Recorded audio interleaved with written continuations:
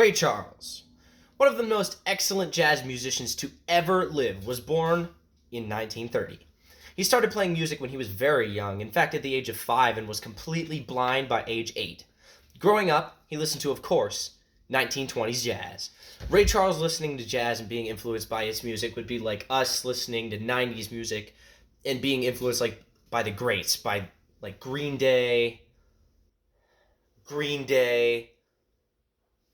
Sublime, and more Green Day. In an interview, Ray Charles said that he was influenced the most by Art Tatum, Nat King Cole, Louis Coleman, Louis Armstrong, and Charles Brown. Let's start out with Art Tatum. He was, and still is, regarded as one of the most amazing jazz pianists of all time. His most popular song was called Tiger Rag, and it is still one of the fastest, most intricate jazz pieces that is ever written and ever played. In fact, it's so complicated and fast that most people today can't even figure out how to play it right. Also, he was also blind, like Ray Charles. He was completely blind in his left eye and could barely see out of his right eye. Pretty interesting. Next, we have Nat King Cole. And you guys know who Nat King Cole is. He's only been on every Christmas song ever written. And then we have Louis Coleman. Louis Coleman was a saxophone player, and he was a singer of the 1920s.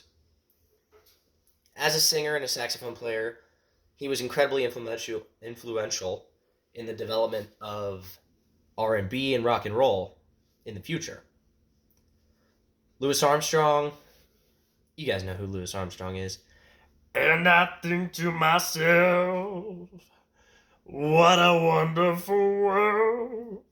Yeah. That guy, you know. Now, Charles Brown. Charles Brown was mostly known for piano and singing, and he was a jazz pianist and a jazz singer in the 1920s, and he was incredibly popular.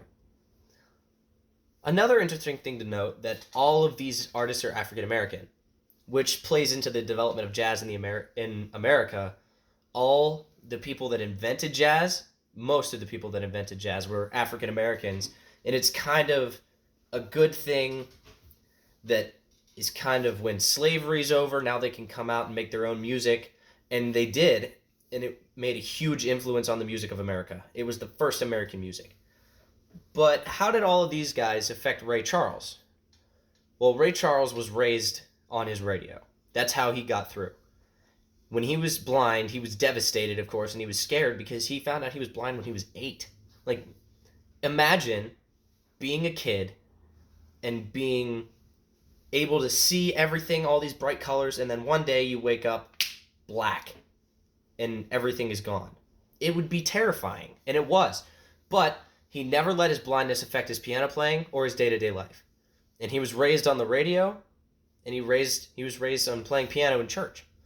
And if you listen to a lot of Ray Charles stuff, or anything by Ray Charles really, all of it really sounds like jazzy church music. And this makes total sense because he listened to jazz and he listened to church music. So you put those together and you get the music that Ray Charles made.